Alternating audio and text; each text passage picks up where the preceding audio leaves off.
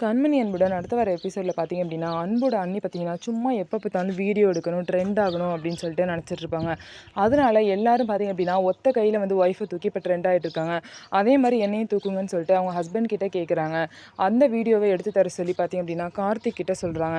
கார்த்தியும் நான் எடுத்து தரேன்னு சொல்கிறாங்க. இதுதான் உனக்கு நல்லா கிடைச்ச சான்ஸ் அண்ணே.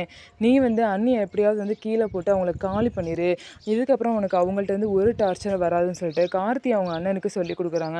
ஏதோ ஆயிராதுல அப்படின்னு சொல்லிட்டு அவங்க அண்ணனும் பயப்படுறாங்க. அவங்க அண்ணியை தூக்கும் போதே பார்த்திங்க அப்படின்னா, என்னை ஏதாவது கீழே போடணும்னு நினச்சி கீழே போட்டிங்க அப்படின்னா அவங்களை இப்படி குத்தி கொண்டுருவேன், உயிரோடே விட மாட்டேன் அப்படின்னு சொல்லிட்டு தூக்குறதுக்கு முன்னாடியே பார்த்திங்கன்னா ஹஸ்பண்டை வந்து அவங்க திட்டுறாங்க.